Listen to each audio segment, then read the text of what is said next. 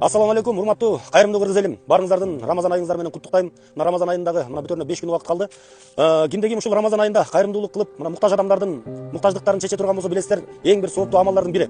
Мына ошондой азыркы учурда чоң бир муктаж болуп отурган бир үй бүлө алдыбызга келип отурат. Мына өзүбүздүн 1987-жылы төрөлгөн досубуз учурда уулунун чет мамлекетте чоң суммадагы акча каражаты талап болуп аткандыгынан улам, мына жалпы кайрымдуу кыргыз элине кайрылып отурабыз. Барыңыздар эми кайдыгер карабай, мына ушул досубуздун уулуна чын жүрөгүңүздөрдөн өзүңүздөрдүн бир кайрымдуулугуңуздарды кылып коюуну өтүнүү менен жалпы Талас облусунун 87-жылкы жигиттери кайрылуу менен чыгып атабыз алдыңыздарга. Кимде ким ушул Орозо айында колдон келишинче көбүрөөк соопторду алып калуу аракетин көрө турган болсо, барыңыздарды мынакей ушул Марат досубуздун уулуна колдон келген ар бириңиздердин 1 сом акчалай салган жардамыңыздар дагы ушул кичинекей наристебиздин өмүрүн сактап калууга бир чоң өбөлгө түзөт десек жаңылышпайбыз. Урматтуу кайрымдуу кыргыз элим, анда эмесе ушул баланын атасы, кичинекей наристебиздин атасы Марат досубуз өзү дагы баланын эмне оору менен ооруйт, канча акча каражаты талап кылынат, ошол боюнча да кичине маалымат берип койсуң, кел Марат. Ассаламу алейкум кыргыз элим. Мен балам ооруйт, Фанкони деген, анемия Фанкони деген оорумен.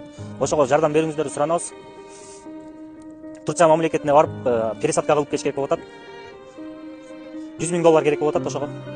Сиздерден суранарым, ошого жардам берип коюңуздарды суранам. Анан урматтуу кыргыз элим, учурда ошол Марат досубуздун уулуна $15,000 акча каражаты чогулуп, мына дайын турат. Бизге дагы мына жака $85,000 акча каражаты талап кылынып атат.